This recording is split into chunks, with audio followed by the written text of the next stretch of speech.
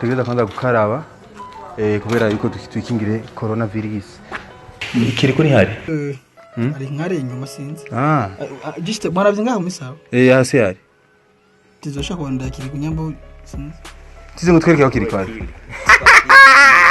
ugomba biga hata turi kule kiri kuri gatugenda ino ntacyo kiri ku unapendeza kiri kuko fresh natoka lazima upige maswaga pafiki mnaleta corona ku hari jambo heje kuvuga kuri indirimbo yabashashigira isohoke ati nzovugamo abaririmbyi bamfashe nabi ibintu abafashe yuko bamwe mu baririmbyi batubwiye barigeze ko tubwira muri aho nakorera kera baratubwiye yuko mu baririmbyi bamfashe nabi na Satbi arimo.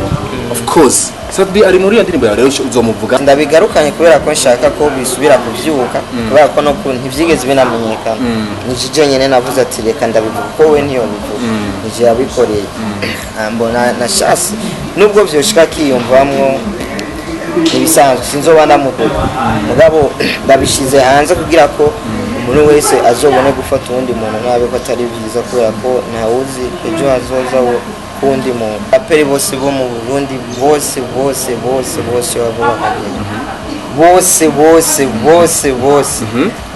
bansumvye uburebure gusa nta kindi kintu bansumvye urakoze cyane kiriko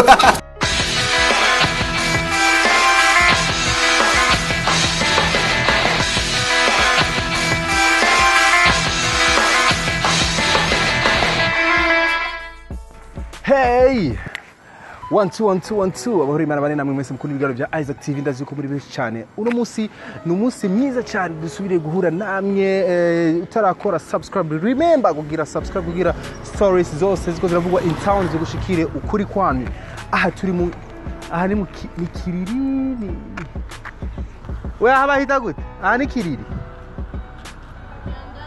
Mtangaside aha ni Mtangaside niho Bantu Boy sanze korera benshi baransabye cyane yuko novumbura muri Bantu Boy kugira turabi uko muri Bantu Boy haba hameze ariko naje cyari jeje kurondera ko yitwa Kiriku Akiri muri Kiriku bacaragiye gusohora indirimbo yitwa Story bugamo ibikirero murabizi ko Kiriku niwe mbaririmbyi bafise histoire ndende cyane bafise histoire nini cyane mbega zoyirimba yose ayiheze naje kugera muri Bantu Boy ko bimeze ariko man jendi baza yuko ngaho tugeza kwanza gukaraba kubera yuko twikingire coronavirus dukarabe jendi baza ko aha negeza kwanza gukaraba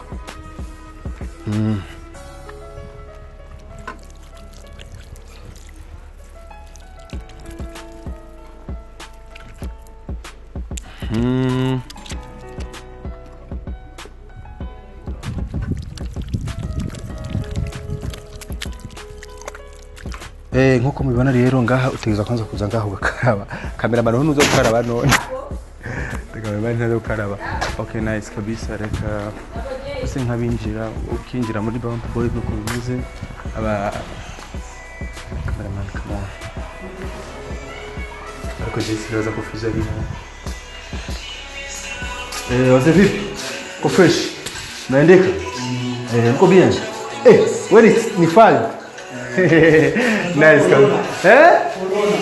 corona zima kwanza muziki gato tuvugane gato aha ni sawa wewe kuita demo eje benta Ice Kid inde Arno Ice Kid Arno Ice Kid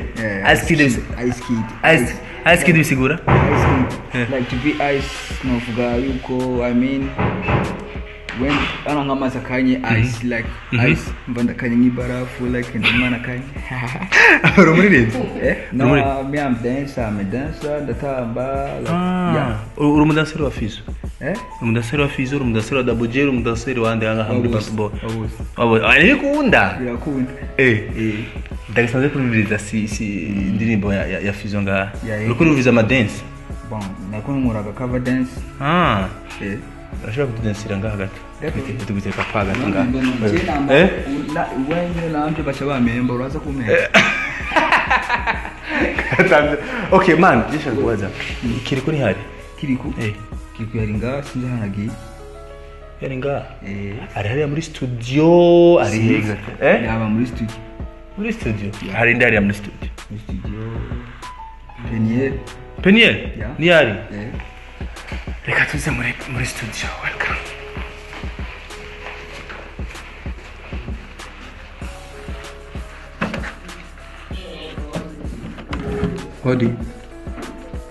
Hodi. Peniel? Bite musaza? Umeze neza? Biragenda? Okay, abakozi ba Isaac TV twamugiye ko Peniel bite musaza? Ego uri kurakora ndabizi. Wanashima sinisiyo dukeneye cyane. Ndashaka kiriko turamuronka. Kuba twingoreka muri studio. Waje musikatari. Twabaje hajya atubwiye ngo tabe muri studio. Ahandi hano ni turamvaye basandi hano turabe aho tumusana. Tikera ahandi ngaha tutazi koje ngaha muri bantu bozi ngaha muri studio gusa.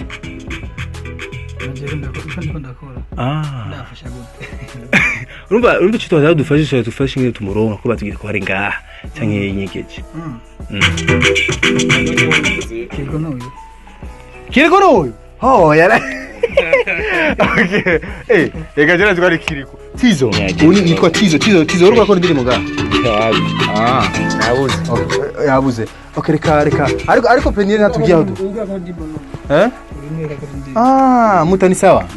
Narukura ko ndiri muga muri Bantu Boy. Baratubwira ko muri Bantu Boy ni studio ya mbere izimvye muta. Wowe hashoboye gute? Ari amadorari ahira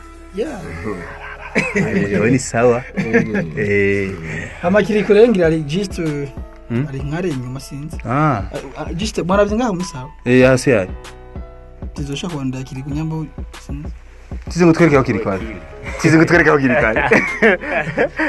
kinyegeje amoze mfata tampata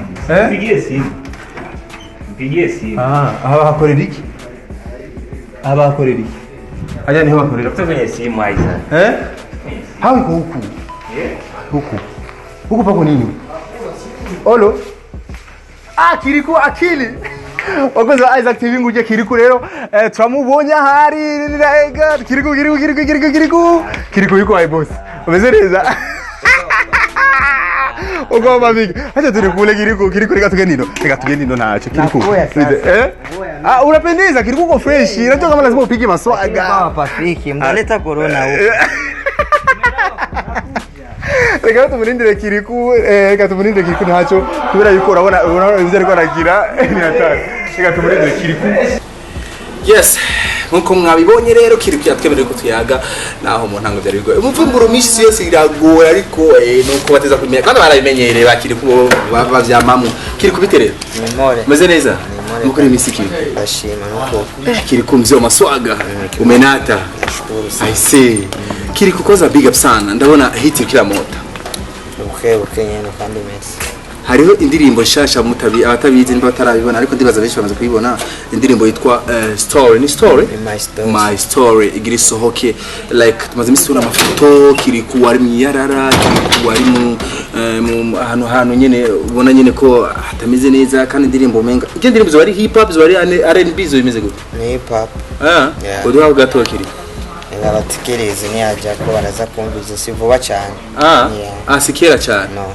Okay indirimbo rero iraje hajya indirimbo zawe uziyandikira Kiriko none ndeyo baziyandikira birashoboka ukabusanga abandi urandikiko ushobora gukunda kubera ko noye nk'indimbo nk'ijya niyo ubuzima bwanje hari umuntu wabaza ubuzima bwanje kuko ndabuzi okay ariko mu abantu ntibavyemera ko ari byo nkandikira kandi umwe biraryoshe kandi undi mwa birababaje mugabo aho bijyohe ni kubera ko biba biboneka ko wakoze ikintu kikurengeye niyo mpamvu baca babona umengo ati akiya kintu so yakigize byaravuzwe cyane yuko Kiriko ari mwe mu baririmbyi bateba cyane gusohora indirimbo muri Bantu Boy nafizo yarabisiguye kenshi ngo ni kubera ko nikumvuza amashuri ubu rero babonye ko hageze yuko usohora mbo novuga to urazi ko wahora bankomwe barabara biragoye umuntu agutoye ugira gufasha banza kwereka kwanza ticashase ugufasha mu iyo mpano yuko atari yo nyamukuru mu bisanzwe yabisigura kujya kubera ko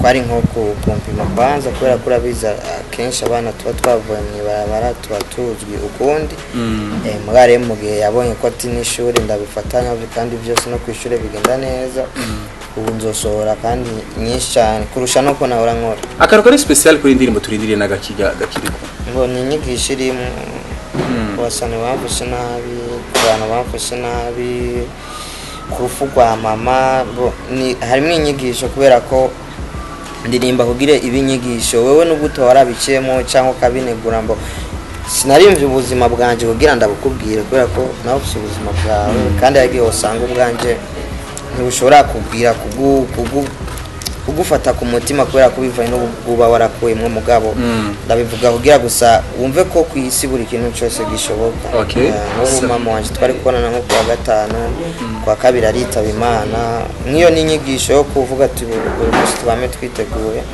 nawuze umunsi n'isaha Instagram yawe of course twabonye postinze picture yawe na mama wawe kiri muto cyane kiri ku burya abantu niba hari no makomenti tunabonye rero n'ibindi byankiye mu matwi ati kiri ku urufugo mama we ashaka arukoreshe nka urumva ashaka haci aho nyene mu gusoreramo gushaka yuko asora hit aho nyene yumva juste aho nyene yumva muri byo nyene yaciyemo acha kwitamo hit aho nyene aronderemo kiki obisugura novuga ko umuntu yumvira gutyo sinibaza ko bise n'ubwenge kubera ko hajya umuvyeyi n'ikindi kintu kandi urufu n'ikintu kabaje cyane sikintu woja guhigiramo ibintu by'imiziki mbo niko yakwindirimbo hakura ari kivuga nanjye simba nkunda kuvuga ubuzima bwanje buje hanze mu kubera ko ubu nuko na telefone ari anagukumvisha ari abamama abandi baca banduka amavoice bari kubarira ati tubikunda biradukorako nanjye sindabikunda mugabo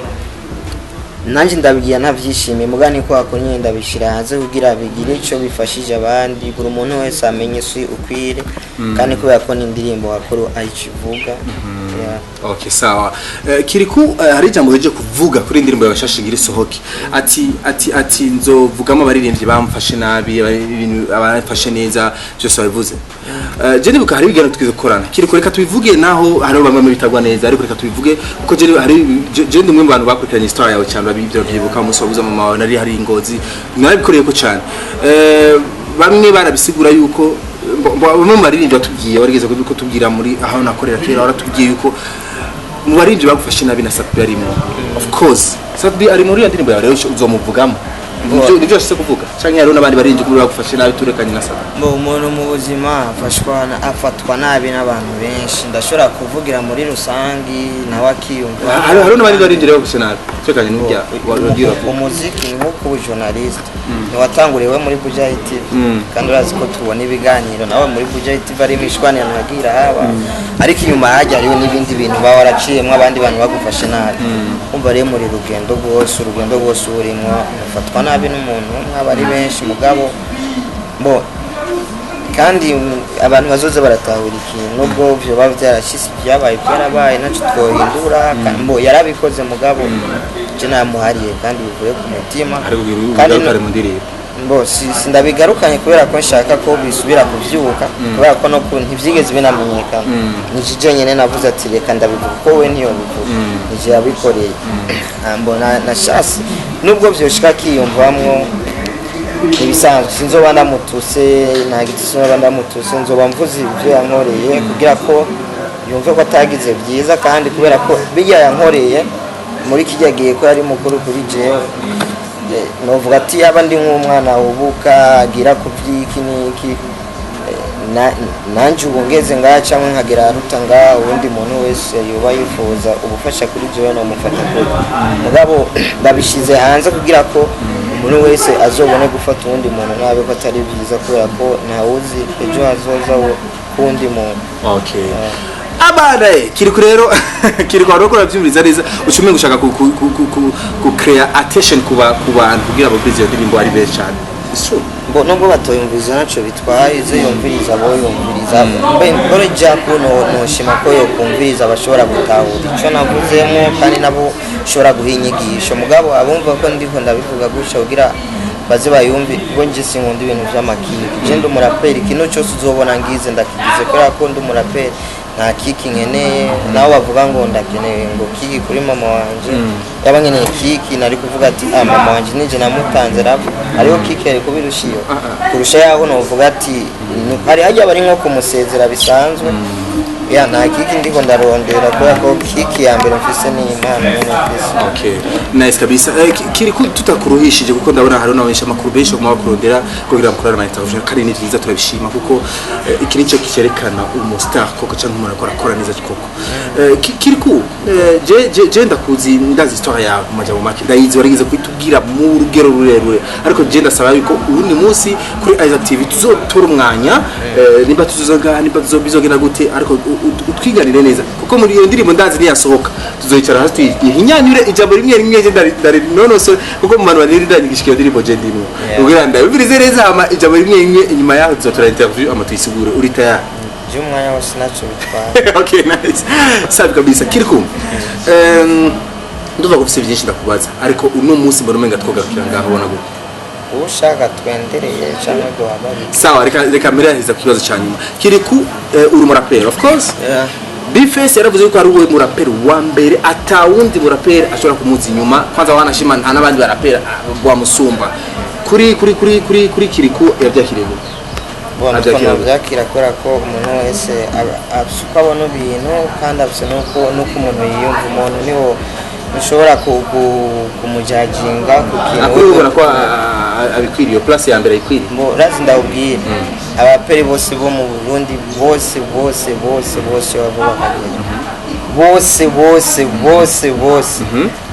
bansumvye uburebure gusa nta kindi kintu wansumvye urakoze cyane. Kiriku oh my god Kiriku ko nkorwaheze Kiriku Kiriku rero kwa cyo okay nice reka twashimire cyane wese arapere wese umusumba uburebure gusa merci beaucoup mwese rero barashaka tuzorondera undi munsi mwiza tuyagera Kiriku rero byinshi cyane ko ndirimbo yashasha igiye gusohoka merci beaucoup kira subscribe like na share stories zose in town zazashikira ukuri kwamye. My name is Isaac Classic kureba isi behind the camera ni professional adenemera sana Edizo Pro Lokinene ciao.